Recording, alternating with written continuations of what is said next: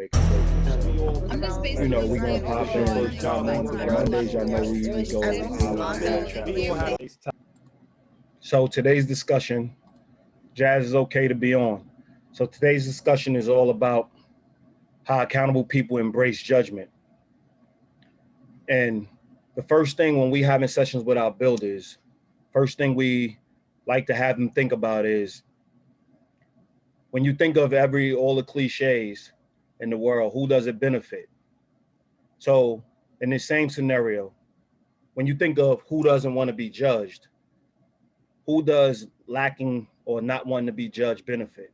Or I want a safe place not to feel judged and not to be judged. Who does that benefit? The person not doing right. Definitely. So we want to have that discussion because, confident, healthy relationships, we embrace judgment, whether it's positive, whether it's negative, we embrace it all so we can start the dialogue.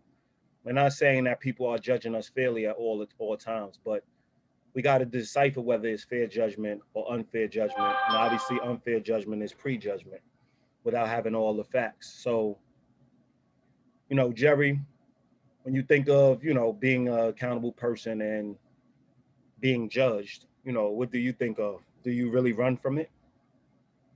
No, I mean, no one wants to hear things that they don't really truly want to deal with, and no one wants to um face the truth that they don't really want to face. But when it all boils down to it, I want to be around people that are going to be honest about what's going on over the people that won't say anything at all.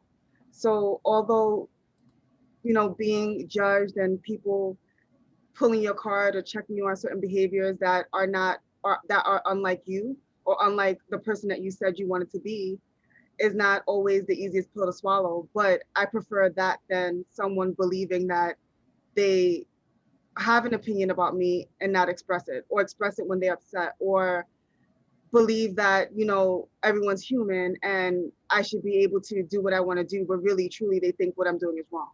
So yeah, I prefer to be around the person that's going to judge me and be honest about what's going on, because I also want to be honest with those people as well. When I think of lack of judgment, I think of lack of choice on one side. Like it takes away choice.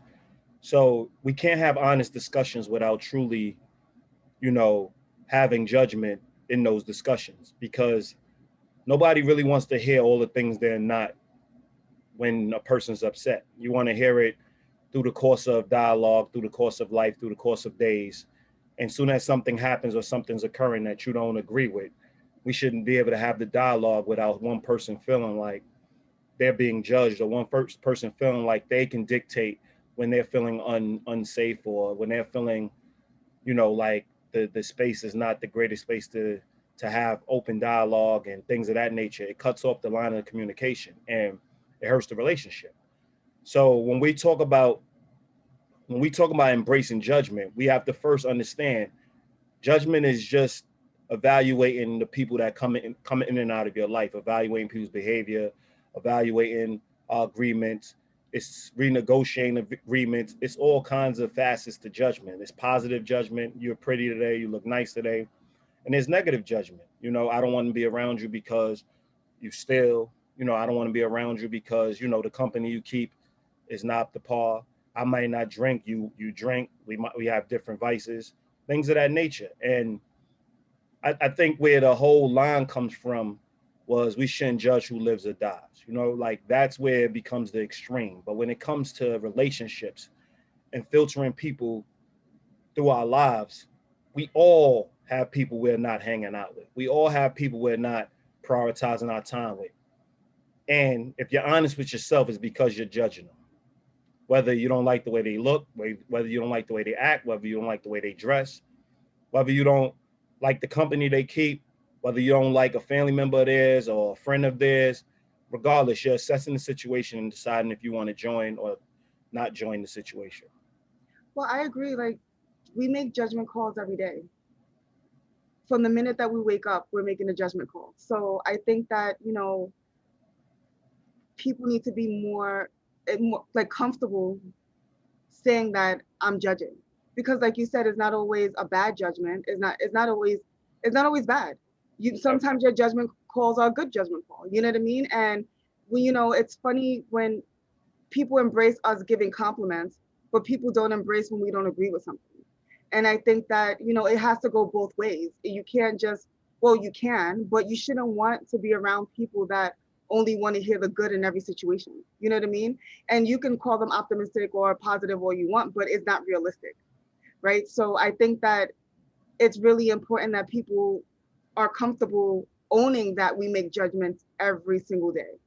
It's the prejudgment that we shouldn't be proud of. It's the prejudgment that we should, move away from. But really, we make judgments every day, and we should be okay saying that. We should be okay.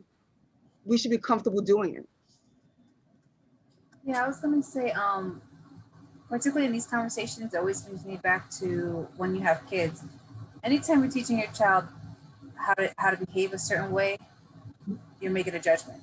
Definitely. The judgment is this behavior is good, this behavior is bad, this behavior is acceptable, this behavior is not acceptable. And so anybody displaying the behavior you deem unacceptable is judgment, just as much as it just is positive. So it's just interesting how we tend to think that, when we're in our defensive mode and our egos are up and someone is judging us or placing an opinion, whatever the case may be, we take it as, oh, we should be judged. But like Jerry said, I mean, just on a different level, like we do it every single day. That's how we discern how we're going to move, who we're going to move with. You know what I mean? So it's just interesting how we get caught up in these like social cliches about what we should and shouldn't do. And that goes completely against everything that we do every single day to better our lives or, to do what we want. I mean, let's just take it to a simple understanding. We live in New York. You take the subway, we go on the subway.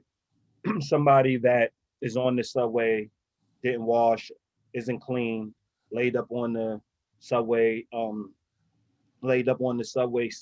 seats, and the whole cart smells. I don't see people just saying, "Let me marinate in that cart." I see them packing into the other cart that may not be as free. Mm-hmm. That's a judgment. They're basically placing judgment on that individual. It's just you're not friends with that person, or you're not in a place where you really want to put forth the effort to help that person. I mean, I'm sure there's people out there that will, but you are placing judgment. So you're making a decision on whether you're going to stay in the cart and deal with the odor and the smell for however many stops you're going to be on, or you're going to move to a different cart. But that's a choice. And when you say you don't want to be judged, you're taking away a person's ability to be honest and open with you based on the way you feel about what could be said. Number two, if we did something that we're proud of, we're not worried about being judged. People who are confident never worry about judgment because they can back up why they did what they did. They can back up the principles behind what they did. They always can have a full understanding of why they did what they did. So the dialogue and discussion, though the person may start off judging them, they feel like by the end of the discussion, they're going to have a full understanding of where they're coming from. Part two is if the person doesn't understand where they're coming from, then a decision needs to be made. We got to decide if we can still coexist. We got to decide if we still want to be friends or a spouse or things of that nature. The fact that we have people who were ex-friends or exes or ex-partners shows that we have made judgment calls. We have judged people based on the fact that we don't want to be in their lives anymore, or we don't want to interact with them no more, or we changed our title with them. So we're judging every day, and it's healthy. And people who don't judge, they're not living in healthy relationships. They're controlling relationships from behind. They get to dictate how everybody gets to approach them or discuss things with them, or, obviously we all have our boundaries, but how could you form boundaries without judgment? I want people to really think about that. Everybody knows that having boundaries is a healthy thing. It's one of the healthiest ways to enter a relationship. Establish your boundaries. Give a person understanding of your boundaries so it can equal respect. Yeah, But yet absolutely. you want to be respected, but you don't want to be judged, which means you asking the other person not to have boundaries when the whole relationship deals with health and having boundaries. So we got to really start looking at what we're saying, what it means when another person doesn't want to be judged. You know, it's funny, like we get so caught up in trying to create these safe spaces for the people that we say that we care about. And within that space, we say, you know, a lot of people are, you know, they really are proud of the fact that they don't judge. But nothing is more comforting than being around a person that you know is going to be honest with you at all times. Yeah. And even when the honesty is, even when they're telling you something that you may not want to hear at the time, you still know you're going to get the truth. And that's more comforting than not knowing if a person's going to be honest with you, right? Well, it's So, more healthy. well, it's healthy, yeah. It's more healthy. You have to really get to that comfort by actually having the habits and creating the habits where you embrace the judgment. Because obviously we're sitting there having this discussion because a lot of people don't have that habit. A lot of people want comfort in dishonesty. They rather somebody not be honest with them and lie by omission, not tell them what they truly think so they can have comfort. And if you're chasing comfort more than you are chasing honesty and truth in a relationship, then your relationship's not going to be healthy. And then when things actually come to the surface, you're going to even be more hurt, and you're going to invest more time and effort into that relationship. The whole point is to maximize on your time on this earth. And in doing so, you have to actually have an understanding of where a person thinks you're strong and where a person values you and where a person believes you are great and where a person doesn't believe you're so great. And the points that they don't want, they don't want certain things in their life. Like if I believe a person has bad judgment, I don't care what they say because I already think they have bad judgment. Yeah. But it's up to me to still say in judging them that you have bad judgment. Right? I still have to explain that to them because I want them to have choice. Mm. And that's why I said lacking judgment is absent of choice. How could I have choice if you're not going to tell me what you truly think about?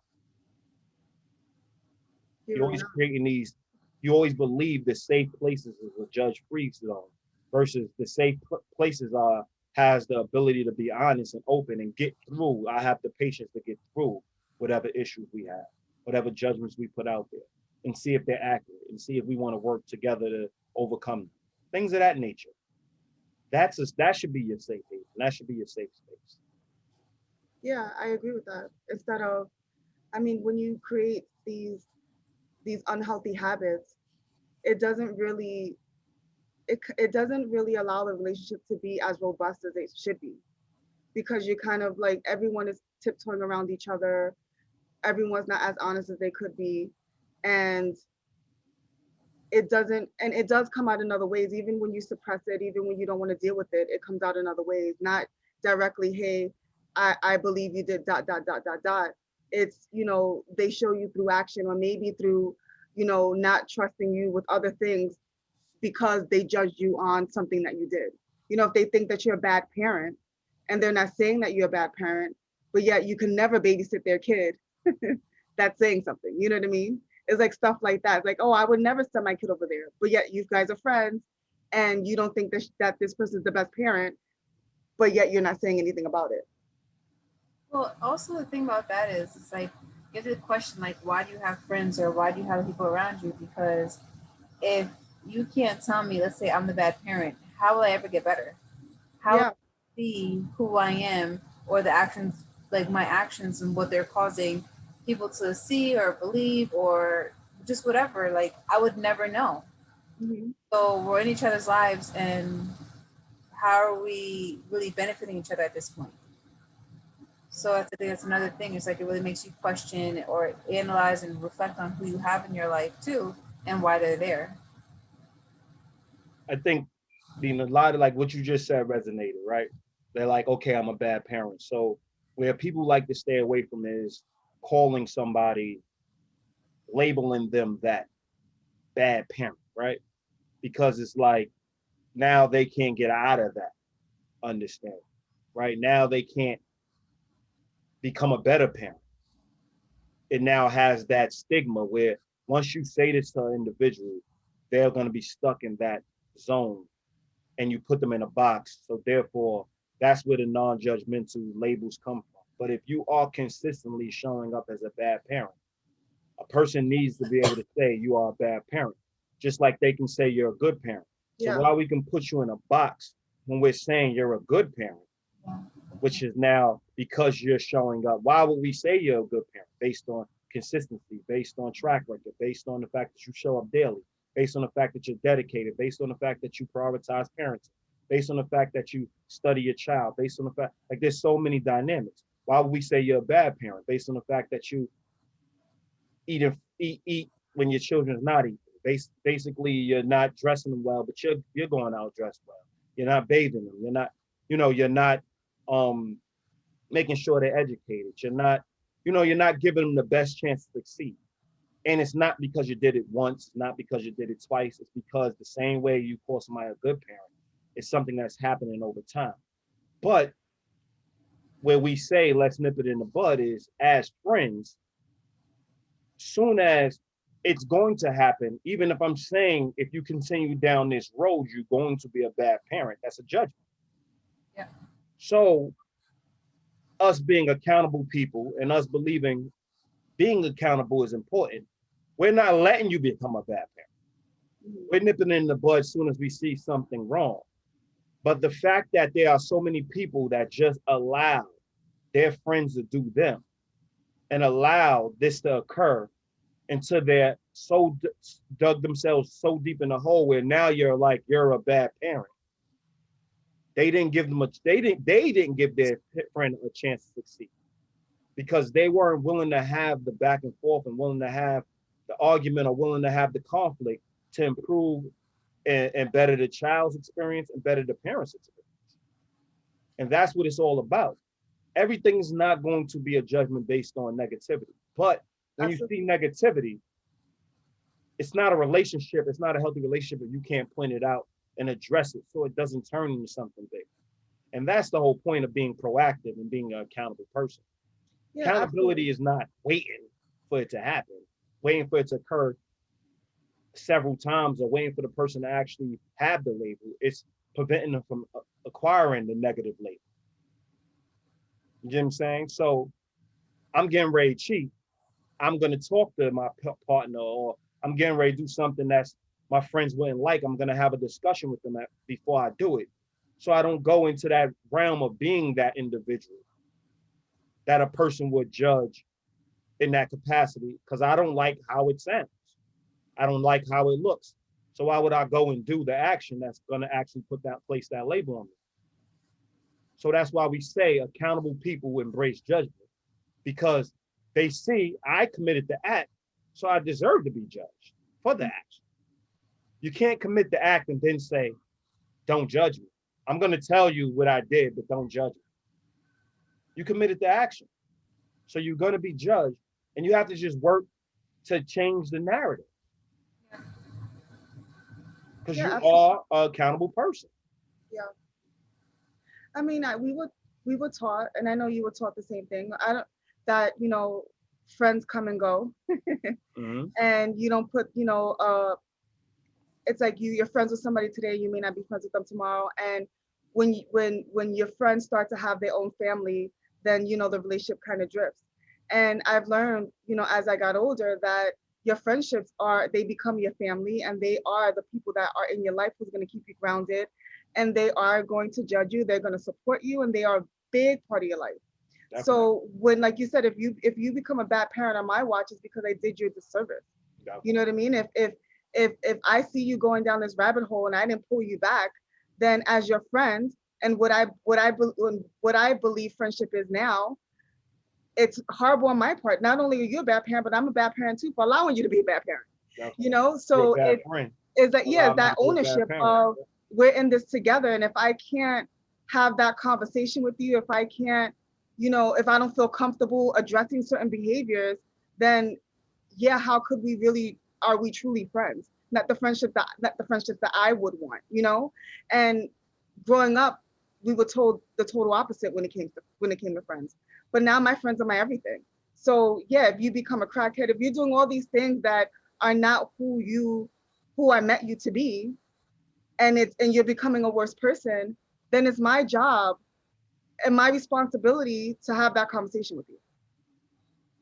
And even having those conversations are not easy, right? So, I mean, have you ever had that conversation with someone saying, "Hey, I think your parenting kind of sucks," like, you know what I mean? Or I think that you know, I'm having them.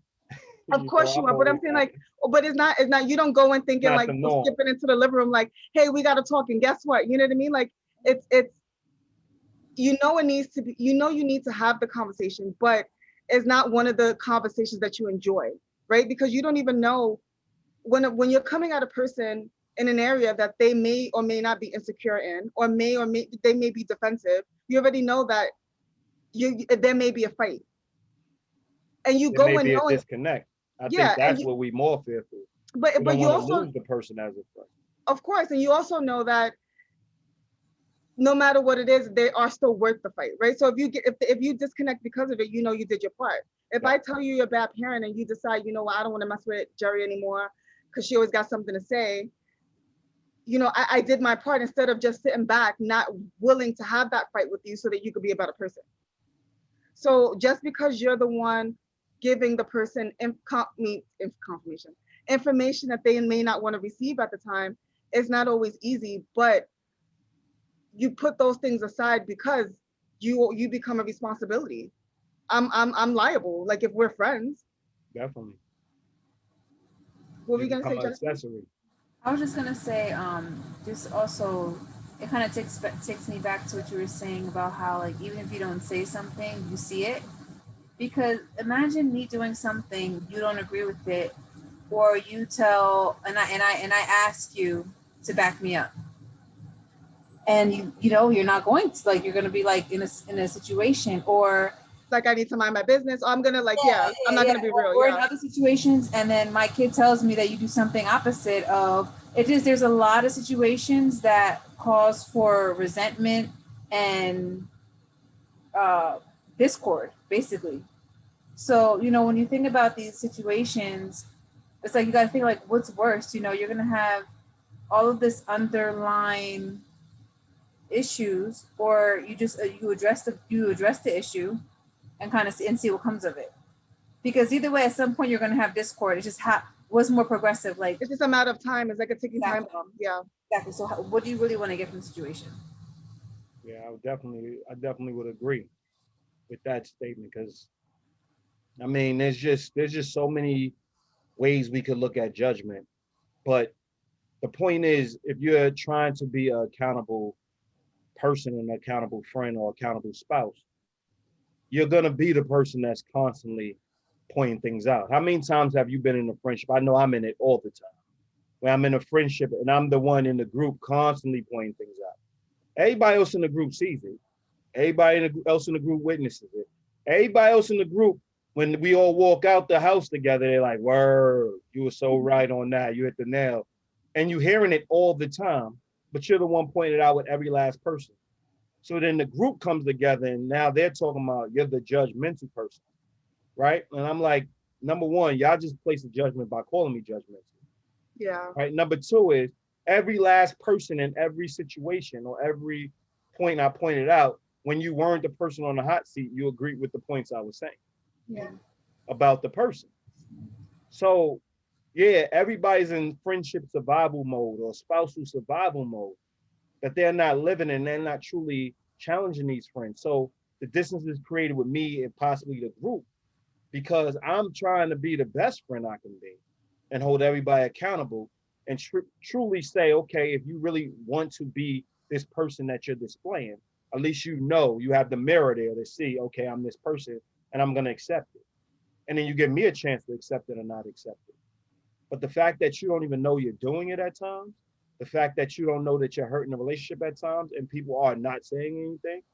How many times have you been that friend where you're constantly the one, I don't care what friend comes around, what person comes around, you're constantly the one saying something and you're getting exiled for actually opening your mouth and being the person who's willing to judge and willing to have the discussion and willing to, you know, care about people enough to point out, you know, things that might not be as kosher.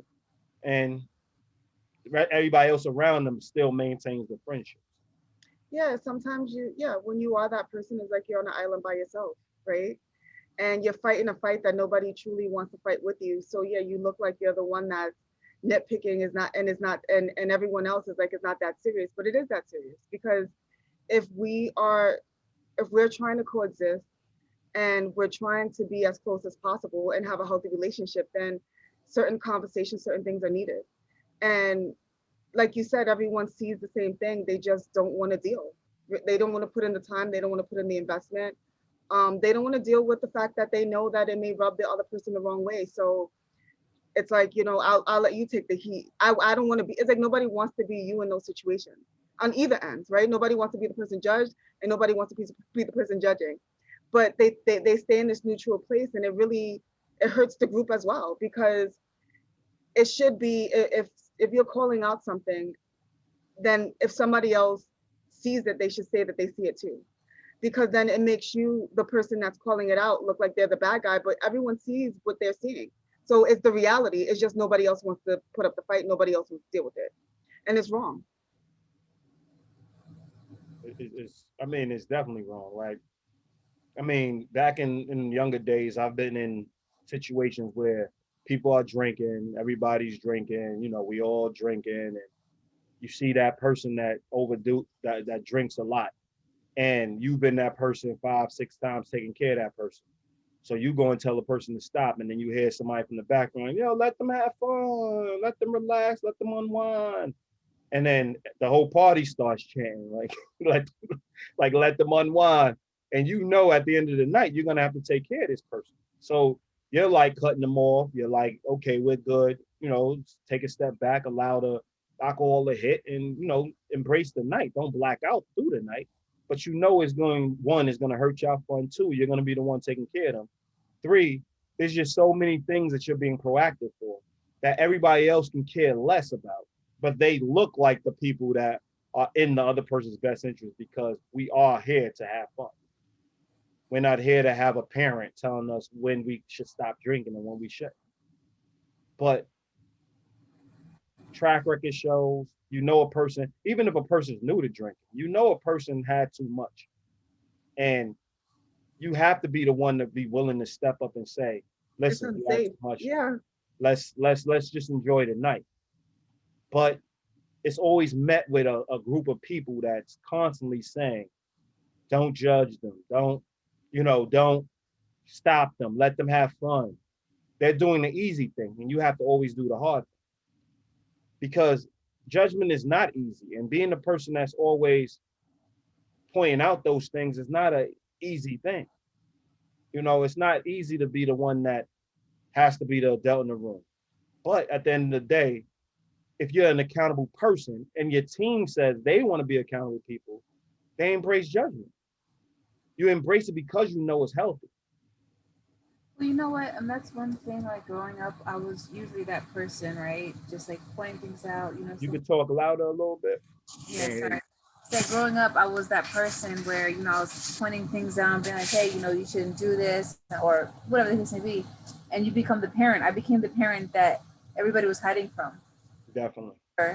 When I got older, all of them people later on told me how much they appreciated who I was. And like, even though at the time they didn't, they understood who I was, and I became a figure of admiration almost, almost like, I wish I could have did things like you, or, it was really hard to hear those things, but I appreciate them now. You know what I mean? So I think too, even in a moment, short term, it hurts. It's a very uncomfortable place to be when you're addressing situations that, may cause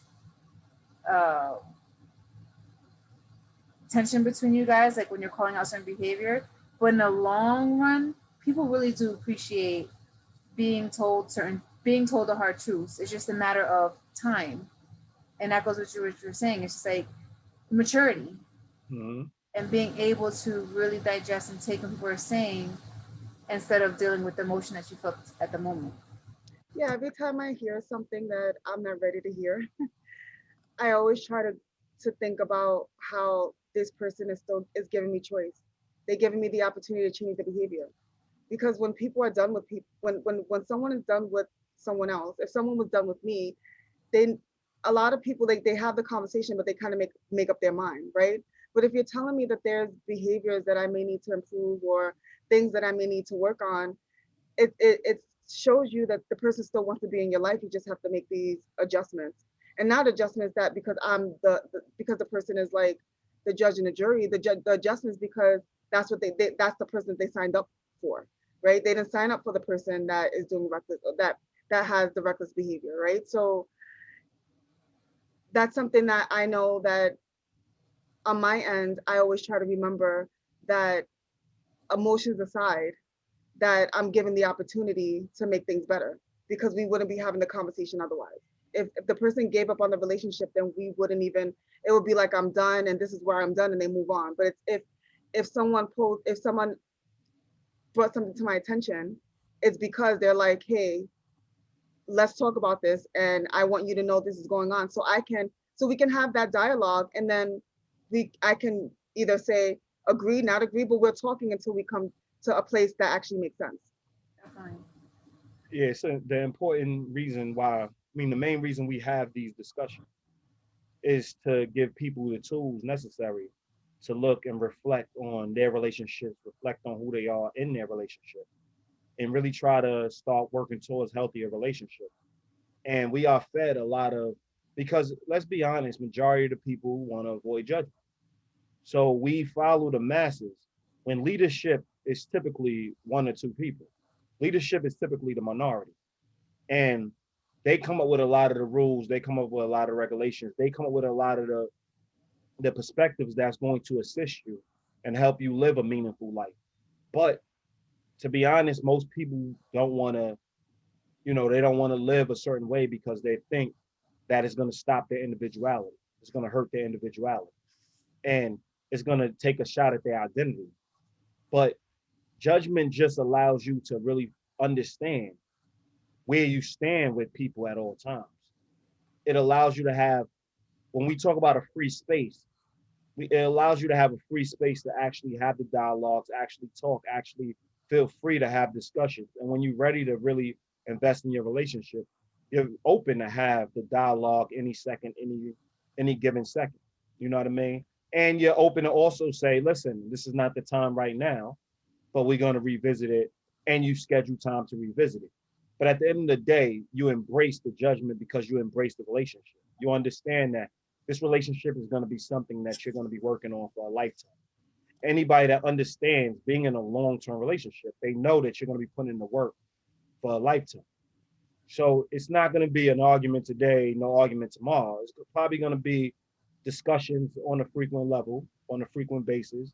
It's going to be good discussions, bad discussions, discussions about TV shows, discussions about partners, discussion about what's showing up on Facebook, discussions about current events. It's going to be all kinds of discussions. But within all that, the hardest discussion is when we're talking about each other. Yeah.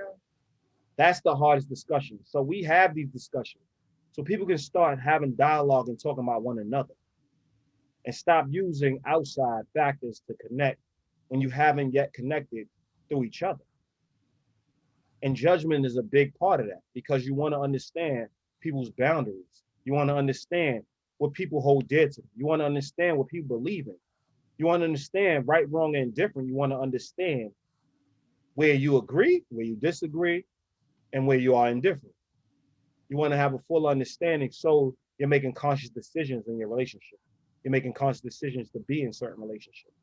So when we really talk and dive in about, all these different topics, whether it's core values, whether it's parenting, accountable parenting, whether it's, having sex with multiple partners, however whatever discussions we have, you should be judged by the actions. Make sure you're proud of what you're doing before you do it. That's the best practice. Stop telling people not to judge you and stop committing actions without being proud of it. Right? There's things that do happen where you're scared you're going to get judged and it was out of your control. Yeah, that person is judging you unfairly because it wasn't within your control. Right? So there's instances where things do happen and you're in situations where you trust people and people put you in bad situations. And you had no control over it because you believed in it. At that particular time, that's where you need support. So we're not saying that everybody's judgments is accurate. Everybody's judgments is fair. We're saying the fact that you understand, let's say that person says you deserve what you deserve because of based on X, Y, and Z, and you don't think they're judging you fairly, it still gives you the opportunity to not be a part of that person's life anymore if you so choose. So that's what we're saying. We're saying people need to have honest discussions, unfiltered, and be free to actually have those discussions, no matter how raw they feel, and let people make choices based on what they believe. I could have believed you deserved everything you got. It might be judging you unfairly, but that's what I believe. So at the end of the day, we're having a back and forth, and at the end, we might realize that is why we shouldn't be friends, or why we shouldn't be romantic partners, or why we shouldn't even share the same space. But through that dialogue is the only way we're going to know. Other than that, we're just going to borrow time, wasting time. Yeah, and the thing is, like, we often sit back and wait for a person to tell us, like, hey, I like your behavior. No, I don't like your behavior. But it's okay to ask the question, like, I know with my daughter, and we're developing a relationship, it's because, she's transitioned to a teenager. Like, do you even like who I am as a parent? Do you like who I am as a person? Right? And because I want to know, like, what her thoughts are, because she does matter. And I want to see things from a perspective, because if there's anything that I need to work on my end, I want to have that opportunity before it's too late, and I want her to also know that it's a safe space where she can give me that feedback, and we can have a discussion without me going crazy about the fact that she may not like certain things that I do. And it gives us the opportunity to explain, or me the opportunity to explain why I do the things that I do. Because, a lot of times as kids, they don't really fully understand, even though you may explain it, they tune you out why you do the things that you do. But when you ask the question, like, hey, like, do you like who I am as a parent? What are some of the things you like? What are some of the things you dislike? It starts a whole other discussion. And it's okay to ask those questions as well. And because I allowed her to see that it's okay for her to have, that her opinion matters, and it's okay for her to give me that feedback, then it also allows her to be comfortable in that space too. Like, asking me, like, hey, do you like who I am as a daughter? Are you proud of me? Do you like, some of the things I do, and all those things? So it goes both ways, but you shouldn't just sit back and wait for someone to be bold enough to tell you what they think about you, good or bad. You should also want feedback as well. Like, hey, how did I show up? What did you think about this? I mean, we do it all the time. Like, anytime I cook a meal, my first thing is, how does it, like, I'm hovering over everyone, like, how does it taste? Yeah, you are hovering. Yeah, seriously. Like, no, legit hover. Oh, like, no. You really hovering when it's something you don't eat. Well, yeah, that too. Yeah, you're right. Yeah. So if I make something that I don't eat, to us. I'm like sitting at the table, like holding my breath, like, what did you guys think about that? Because I want the feedback. I want to make a delicious meal. That was the goal. And if they don't like it, then it's not like, damn, I'm a horrible cook. It's, damn, that didn't really work out for us, so I'll try this next time. You know what I mean? And it's okay to embrace that feedback. You should be okay embracing that feedback. Something also that came from what I got from what you said too is, when you are cognizant in your relationships and present and you're paying attention, you have that space, you can create that space to have those conversations, versus if you're not being mindful and you're just reacting and you're going off of an instance where I feel emotional, so I'm going to say this. Mm-hmm. It's very hard to have a conversation with someone when you're in the midst of doing something or receiving something that you don't like that they did. Yeah. So in an instance like where you're talking about your daughter, you don't like something she did, you guys kind of get in a tiff. There's no way at that moment she's going to be in a space, or you're going to be in a space to receive any type of feedback. But when you're mindful in your relationships and you're taking the time to really analyze and connect, as Issa was saying, yeah, then goes back to what you're saying, like, it creates a space where you guys can actually have a conversation with all the extra emotion outside of it. Like, hey, what do you think about me? Like, what are some of the things that I can improve? And that allows you guys a space to grow instead of attack.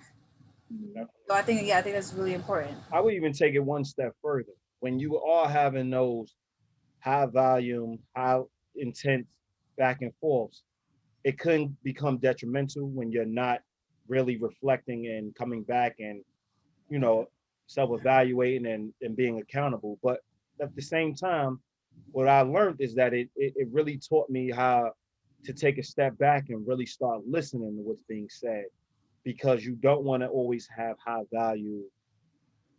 volume discussions and screaming and yelling and going back and forth. Part two, it also allows you to see that the person sometimes is not yelling because they're upset, but because they're passionate about what they're talking.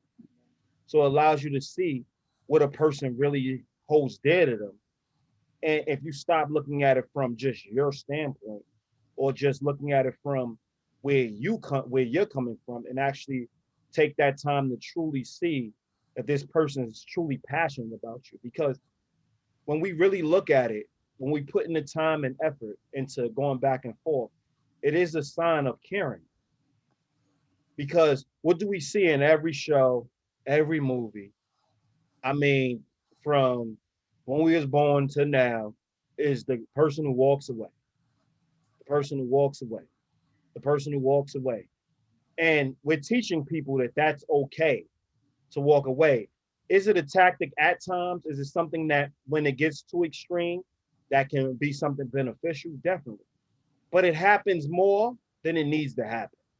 And it's shown to people who aren't really in that place, because let's be honest, most people are in escape mode. There's not a lot of people who really take the time to stay in the heat of the battle to its resolve. So it really feeds the person who is all about escape, and it reinforces that behavior. But when you care, you actually sit back and you have a discussion and you're able to get through the discussion. And yes, you prefer two people that have cool heads, that's going back and forth, that have a clear understanding of what's going on. But at the end of the day, sometimes when we get into your tone of voice, we get into when we start quote unquote judging your tone of voice. We start judging your volume of the voice. We're Your judging all those things. We're losing track of why we even started arguing in the first place. Yeah. So a lot of the times, that's why the argument, we make excuses like, if you wasn't raising your voice, I would have been able to hear you. And if you wasn't doing X, Y, and Z, I would have been able to do this. But we never take accountability that if we were really trying to understand and come to common ground going into the argument or into the discussion, we wouldn't be judging all those factors. We'll be judging the point of views is being made and the perspectives are being made. Because there's times that y'all are yelling at the top of your lungs at me. And I know I can push some buttons. And I know me being calm at times could elevate you a little bit, because this dude is super calm and I'm really feeling the way. But I'm listening still. Why? Because I grew up in a household where it was like we will be at odds. And we will, like, anytime we get together, we're going back and forth. We're loud and going off and going back and forth. And we're cool. It's the way we interacted, right? But I'm able to still hear each point and sift through the points, what made me a greater listener. And which made me understand, like, this person's not that loud of a person. This person's not, like, really accept the different ways they communicate, but at the same time, not nitpick on them yelling because they made a good point. Now I'm like, why are you yelling? But you know what, though? I think you do a really good job at knowing the difference between someone being passionate about what they're arguing about and just someone just kind of like being dismissive and nasty. And like, there's all, when someone's in a heightened state, you can get all types of people, right?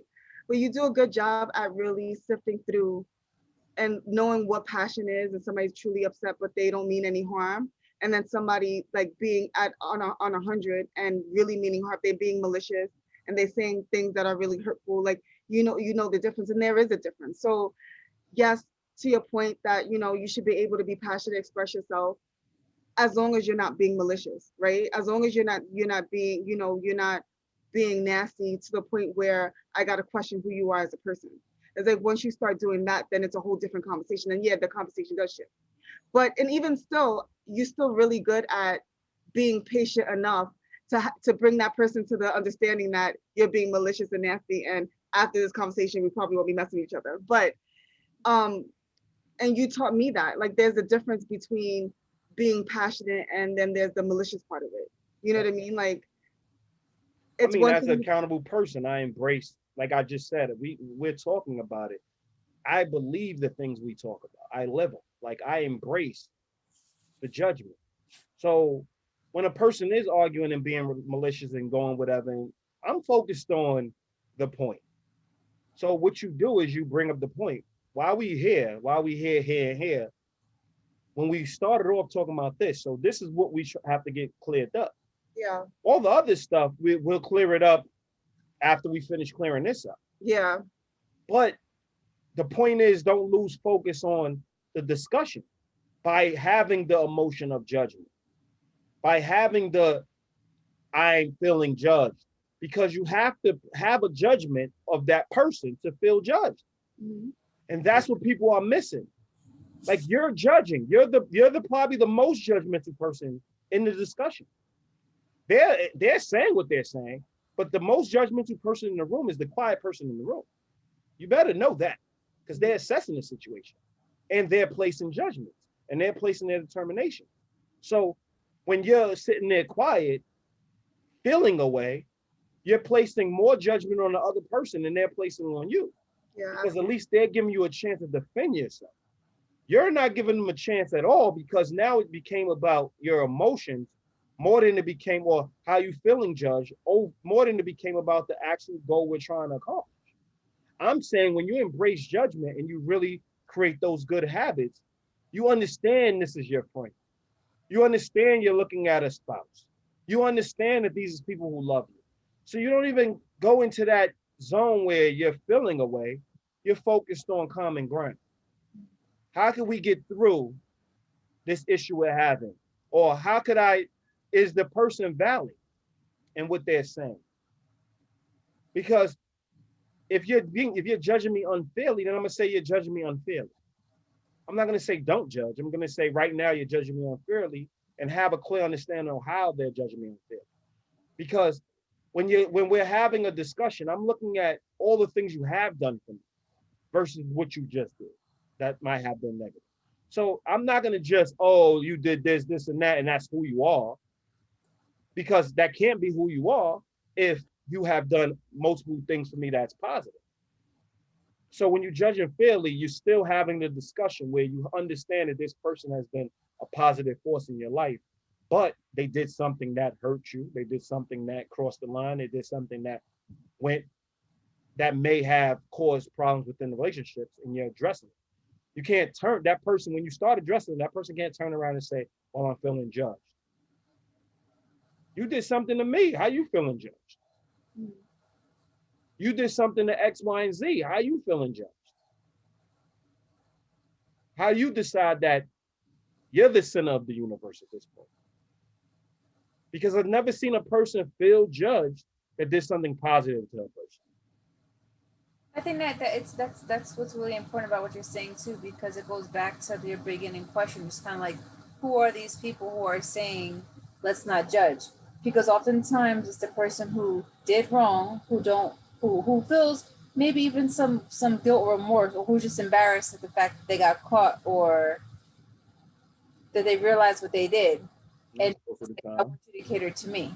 Mm-hmm. You know what I mean? It's like, I cheated on you, but I feel bad that I cheated on you. And so now you don't have the luxury to kind of sit in a place where you, not sit necessarily, but to just kind of be in a space where you're entitled to your emotions. It's like, now you got to worry about my emotions too, even though I'm the person who cheated, you know? So yeah, I think it's really important how, and just relevant on how, when you ask that question, like, who does judgment, don't judge, cater to? Yeah, it's somebody who doesn't want to be accountable, somebody who wants to do what they want to do, somebody who wants people to feel bad for them for making choices that they're embarrassed about, which is why, yeah, if we do anything, I think they should ask the question that you said, like, if I make this choice, can I be proud of it? If I do this, can everybody be proud of me? Can I be proud of myself? Would I say this out loud to somebody else? And if I can say yes, then it's a go. And if I can't say yes, then I really need to think about what I'm doing. Definitely. I mean, in reality, there's some people that don't have the information. So throughout their past, they haven't been taught life. They've been experiencing, right?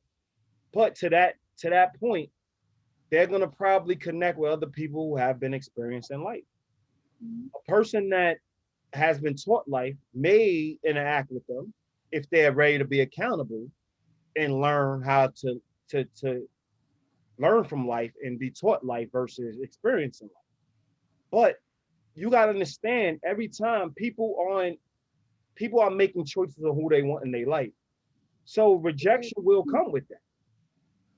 Like you can't, I mean, you could, and people do it all the time, but it's not a great thing to manipulate your way into somebody's life. You know, if I prefer people around me that explored the same life I explored and haven't been through the trials and tribulations, let's say, and I had a very, not me per se, but let's say I had a very like non-traumatic life, and I want to be around other people that don't have those traumas in their life. I should be able to choose, because we're talking about relationships. We're not talking about hiring them for a job. We're not talking about things that are more universal and things are more about being humane. We're talking about relationships. Selfish relationships are selfish. Selfish partnerships or selfish friendships that you decide to be selfless in. So you first are going to be selfish. You're going to pick the people you want.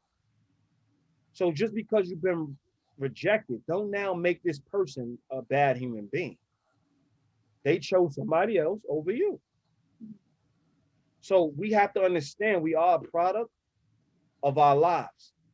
And people are going to pick us based on that or not pick us based on that. And it seems like we give everybody bad raps when they don't pick us.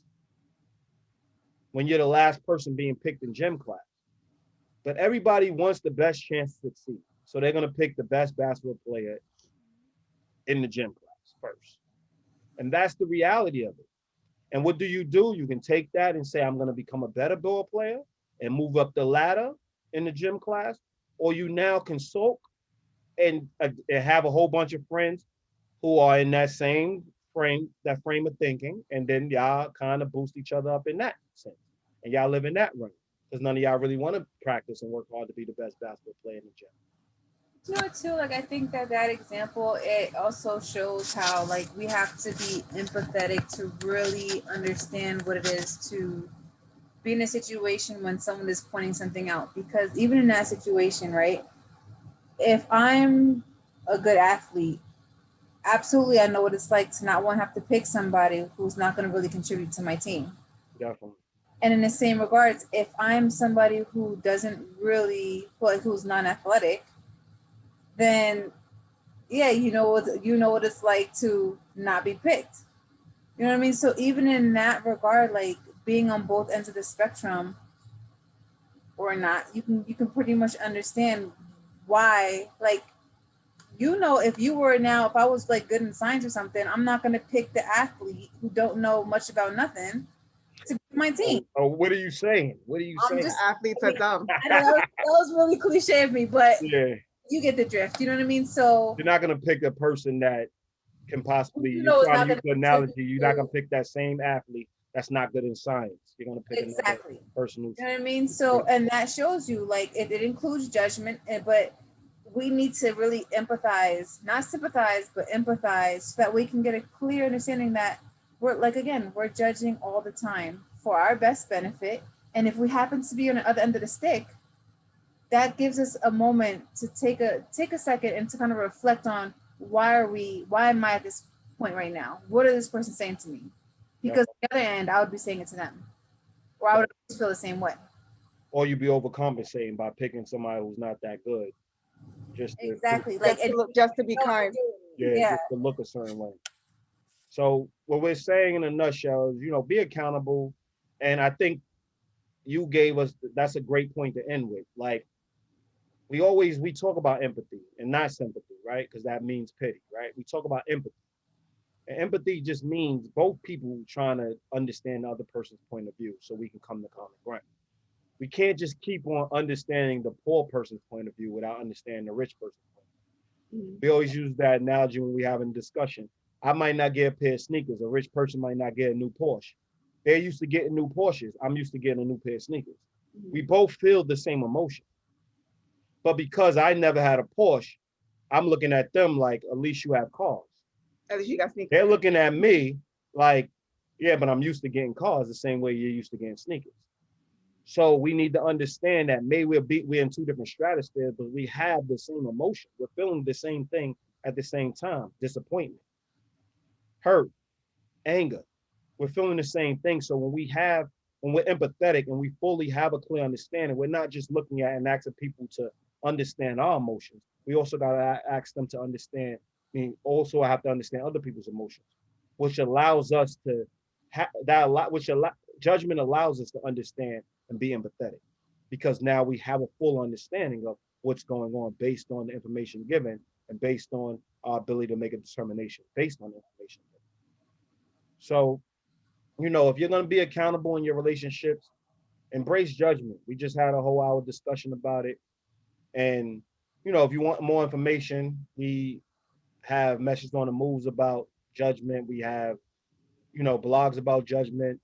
And, we obviously have one-on-one sessions where we have, where we talk to our builders about, not being afraid to be judged and really look at their spouses and really look at their friends and see their intentions over trying to control the relationship through telling people what to say and what not to say. Yeah, stop using judgment as a badge of honor. It's stop using not judging as a badge of honor. It's actually wrong. If you truly want to have healthy relationships, you are judging. Just be honest about it. Definitely embrace it. Because when the judgments are good, you're embracing them. Embrace the bad ones as well and have the discussion. All right. So good night to the 3 viewers on Facebook.